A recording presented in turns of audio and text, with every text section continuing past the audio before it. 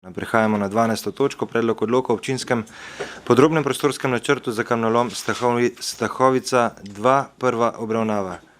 Predlog odloka je objavljen v gradivu številka 3, predlagatelj župan, poročevalki pa dr. Marija Tadeja Ježek in pa Nuša Britovšek. Besedo ima dr. Marija Tadeja Ježek, izvolite.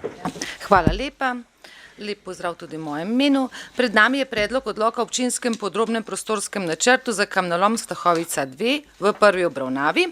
Odlok je namenjen določiti prostorskih pogojev za izkoriščanje mineralne surovine, sprotno in končno sanacijo, etapnost izvedbe ter pogojev za ureditev komunalne prometne infrastrukture in pogojev za zmanjšanje vplivov na okolje ter za zdravje ljudi.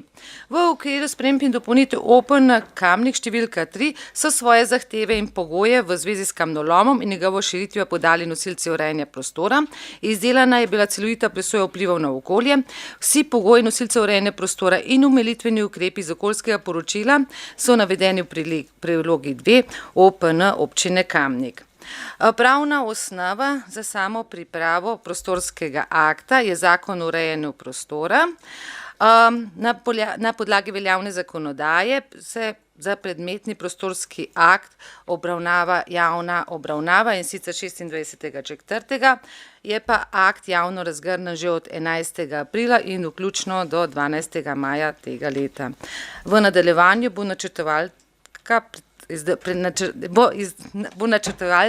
načrtovalka podala podrobno predstavitev prostorskega akta. Hvala. Hvala. Besedo dajem gospe Nuši Britovšek, predstavnici podjetja Lokus, ki je dokument pripravila. Izvolite. Hvala za besedo. Pozdravljeni. Jaz vam skušala na kratko predstaviti ta občinski podrobni prostorski načrt za kamnolom, ki je namenjen, v njem so določeni podrobni izvedbeni pogoji za izkoriščanje mineralne surovine, sprotno in končno sanacijo, etapnost izvedbe ter pogoje za ureditev komunalne prometne infrastrukture in pogojev za zmanjševanje vplivov na okolje ter na zdravje ljudi. Območje se nanaša na enoto urejanja prostora ŽN07, ki je bila določena že v SD OPN 3. Kot je že dr. Ježek omenila, je v bistvu ta postopek bil namenjen samo širitvi kamnoloma in takrat se je že podrobno izdelalo neke strokovne podlage, celovito presojo vplivov na okolje in tako naprej. In tudi podrobni pogoji, ki morajo biti upoštevani v OPPN-ju. In v tem OPPN-ju so zdaj vsi ti pogoji upoštevani in še celo nadgrajeni, tudi z mnenji nosilcev. Zdaj, zahteva za pripravo, razlogi za pripravo OPPN-ja seveda izhajajo iz te zahteve v nadrejenem prostorskem aktu, občinskem prostorskem načrtu, kjer je bila zahtevana izdelava občinskega podrobnega prostorskega načrta za to območje, za to enoto urejanja prostora. Trenutno smo z občinskim podrobnim prostorskim načrtom v fazi dopolnjenega osnutka, kar pomeni, da so pridobljena prva mnenja vseh nosilcev urejanja prostora. Teh je 14, vsa so pozitivna oziroma z manjšimi dopolnitvami ali pa celo nimajo pogojev.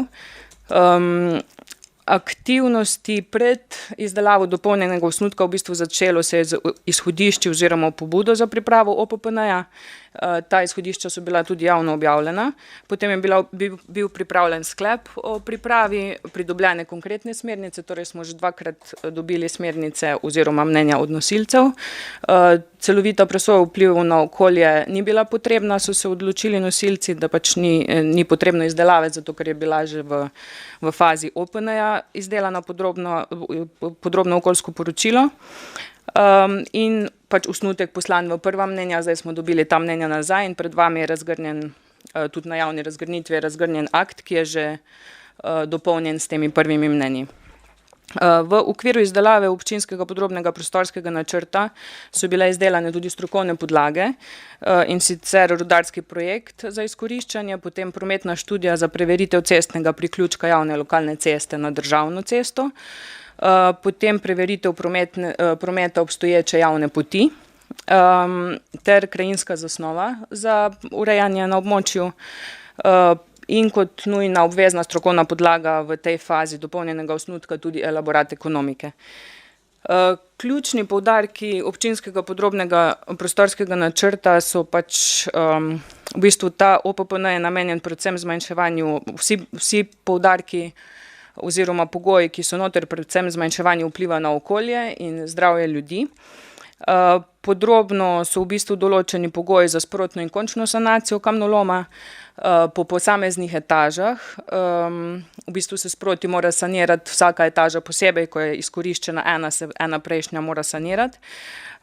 In potem tudi določena podrobno končna sanacija, ko bo pač se pridobivanje prenehalo. Potem etapnost izvedbe, predvidenih je 5 ključnih etap. In ena etapa se ne sme začeti izkoriščati, preden ni končana in sanirana prejšnja etapa v kamnolomu. Potem podrobno so določeni tudi pogoji za geometrijo kamnoloma.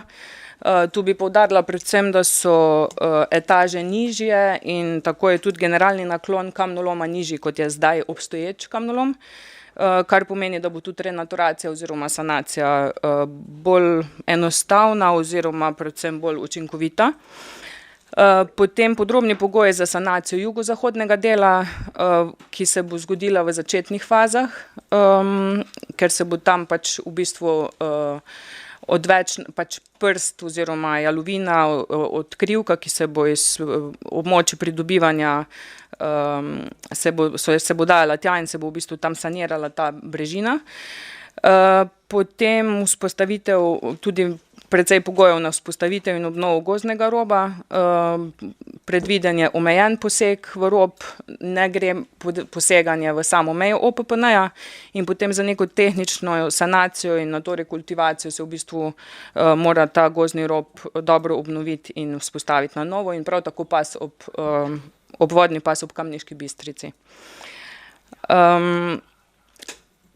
To pa bi bilo v bistvu to iz moje strani za zdaj. Hvala. Odpiram razpravo, delovna telesa. Besedo ima Cene Lap. Ja, hvala za besedo. Zdaj smo poslušali, kako se morajo vsi kamnolomi po koncu izkopa sanirati. Tukaj imam pomislek, da večina slovenskih kamnolomov odvaja sredstva za sanacijo, potem pa, ko je treba sanirati, pa v bistvu spravijo firmo v stečaj in kamnolom ostane tako, kot je. Zdaj, glede na to se odpira nov, a so to stari izrabljeni že kaj posanirani? To je bilo v imenu delovnega telesa ali? Svetnika. Svetnika, pa zdaj ste prehmal v glasu, ampak okej. Svetniške skupine? Svetnice, svetniki? Besedo ima Karla Urh. Saj veste, jaz se tle v bistvu moram oglasiti, ker sem v tem okolju in dejansko tudi, ko smo glasovali o povečanju kompletne trase, sem bila skeptična. Ne zdi se mi prav, no, da se v bistvu na tak način odpre cel teren, ker konec koncev se boste peljali na Veliko planino z gondolo in boste pogledali dol in videli degradirano območje. Ampak ni samo to. Sej konec koncev res je, da nekdo nafto črpa, nekdo pesek, nekdo ne vem kaj že. Ampak tukaj me je zmotilo to, da ni bilo potrebno pridobiti mnenj o vplivih na okolje, na zdravje ljudi in tako naprej. Da sploh teh bom rekla, osnovnih parametrov, ki mogoče ščitijo ljudi in okolico, pa sem vam že povedala na tem mestu, da v našem koncu ni hiše, kjer ni bilo raka. Ali ga ni? Zato, ker vpliv na okolje prav gotovo tudi neka belila, razkožila, kaj svem, kaj še vse, ne vem. A veste, ne vem, no, obremenjujoče, res obremenjujoče za okolje.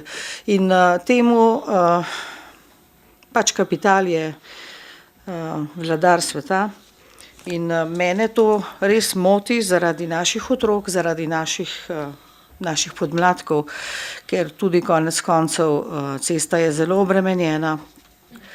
Imela sem možnost videti tudi določene stvari na državnem nivoju in veste, me zmrazi, če vidim in če lahko rečem določene stvari, se ne morejo premakniti, ker je, kot sem rekla, kapital tisti najbolj. Vendar mi moramo kljub temu zagotoviti našo varnost, varnost naših ljudi, ki živijo v naši občini, da bodo zdravo preživeli svoje življenje in seveda še bolj pa njihovi otroci in njihovi vnuki, recimo.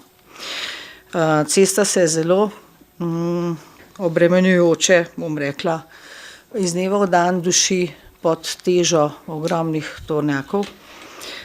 Je pa res, da ti vplivi na okolje, jaz mislim, da bi morali biti prva stvar, ki se presoja in pa potem na tem gradi naprej. Toliko, v razmislek. Hvala, besedo ima Sandi Uršič. Ja, hvala za besedo. Oglašam se s podobnim razlogom kot že kolegica Karla. Dejstvo je, da OPPN opredeljuje območje, ki je res strogo vezano na sam kamnolom. Etapnost je določena. Tukaj jaz pogrešam eno informacijo v bistvu v neki okvirni časovnici. Za koliko let zdaj tale OPPN mi v bistvu potrjujemo. Kdaj lahko pričakujemo, se pravi, prvo etapo, drugo etapo in tako naprej, kako, da sploh vemo, zdaj to bomo še mi kakšno videli zaključek pa sanacijo, a je to bolj za naše otroke pa za naše vnuke. In pol še tista zadeva, ki je moteča, pa ne vem, če se sploh jo da opredeliti v bistvu z OPPN-jem, ker kar se tiče prometa, ki je v bistvu zdaj, ko je ta proizvodna pa vse skupaj dosti čista, pa jaz se še spomnim časov, ko je Stahovca bila bela, ko je bilo vse zaprašeno. To je vse res zdaj na nivoju, tako da tega problema zdaj več ni. Ampak promet pa ostaja. Promet je, če se z ljudmi pogovarjaš, edina šibka točka v bistvu same proizvodne, samega kalcita je v bistvu promet. In to občutimo tudi na vsak dan, ko se peleš, cesta Stahovca-Kamen, ki je v bistvu iz leta v leto slabša. Slej ko prej bo prišel moment, ko bo to treba sanirati. In tukaj je edino, kar se dotika v 17. členu, 4. točka, povečanje obstoječih prometnih obremenitev na javno cestno mreže ni dopustno. In kaj zdaj tukaj varovalka te dopustnosti? Ali se promet redno šteje pa spremlja, ali občina kot v bistvu branitelj tukaj občank in občanov ima kaj vpogleda na to in kakšno varovalko. Ker zavedati se moramo, da to je za desetletja. Trenutna situacija je zagotovo taka, da imamo tam na srečo vodstvo, ki ima posluh za občino, za občanke in občane, ampak živimo v kapitalizmu, zadeve se lahko zelo hitro obrnajo in če tukaj občina pa občanke in občani nimajo nobenih varovalk, čez desetletja je zadeva lahko zelo drugačna, kot je tudi kolega je že točno to omenil. Na koncu se nam lahko zgodi točno to, da se podjetje umakne, ostane nam pa gola skala, ki jo bomo pol gledali. In verjamem, da tukaj ni sam problem na občinskih odlokih, ampak tudi na državni ravni in me zanima, če so sploh kakšne varovalke, kakšni rezervni skladi in tako naprej. Hvala. Hvala. Zdaj preden gremo naprej z razpravo, če kdo bi dal besedo najprej dr. Mariji Tadeji Ježek. Izvolite. Hvala lepa.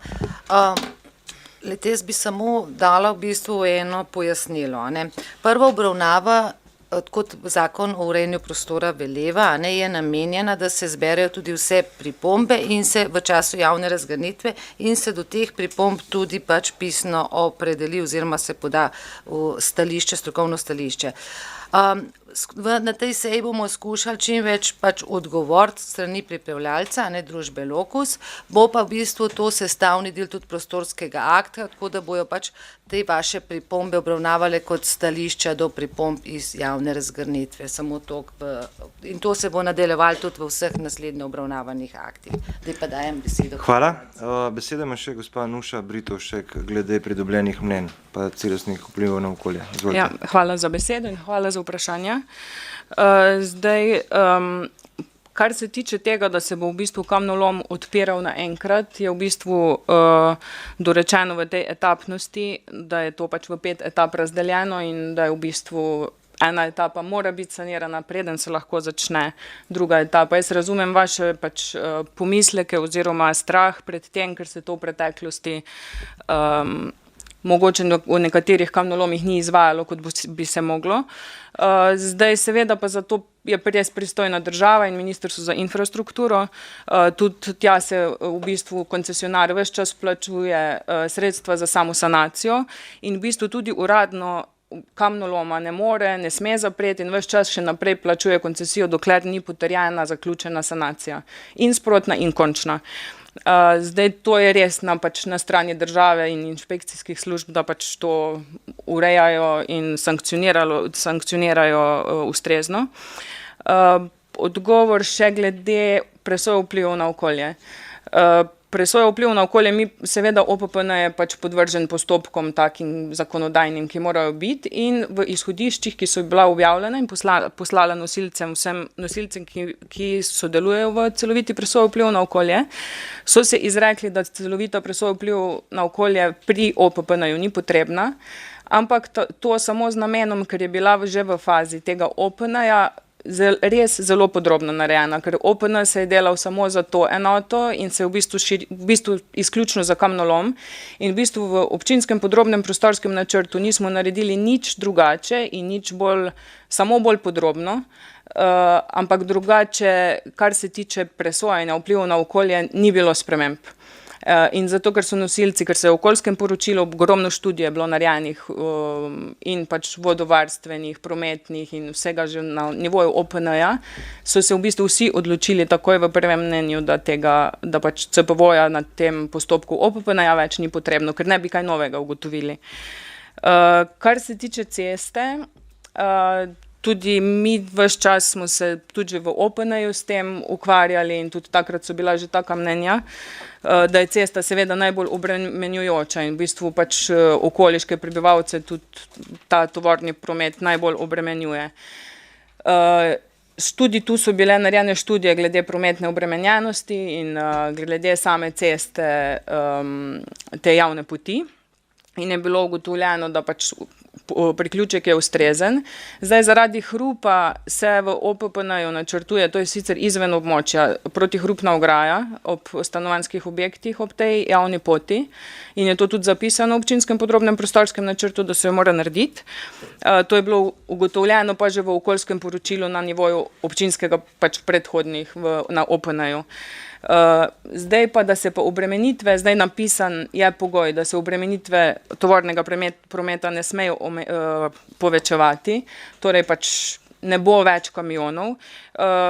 To je zapisan pogoj, je pa tudi, da v bistvu iz samih kapacitet podjetja Calcit izhaja, da oni več, zato ker oni pač predelujejo to potem v Stahovci in v bistvu nimajo večjih kapacitet, da bi sploh lahko več, v bistvu kamnolom se ne povečuje zaradi tega, da bo tega več in da bojo več v rude kopali in pridobivali, ampak zaradi tega, ker jim zaloge na tem območju pač ni več in je pač to ključni namen, ne zato, da bojo več proizvajali.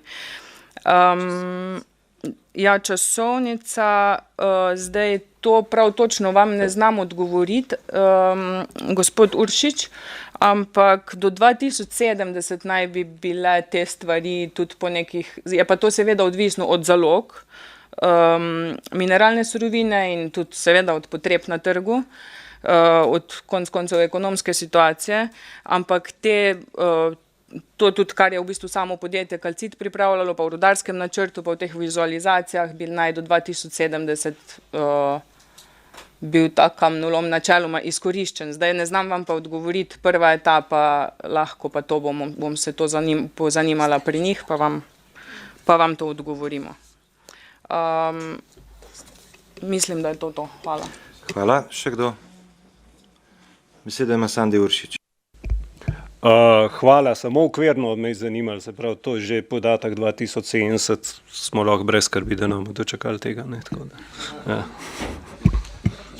Hvala, ni nujno, pa tudi, tako da zaključujem razpravo, glasovali bomo o predlaganem sklepu. Občinski svet občine Kamnik sprejme odlok o občinskem podrobnem prostorskem načrtu za kamnolom Stahovnica 2 v prvi obravnavi in pa predlagatelj naj pri pripravi predloga odloka za drugo obravnavo upošteva pripombe dane na seji občinskega sveta oziroma odgovori, zakaj jih ni možno upoštevati. Glasujemo.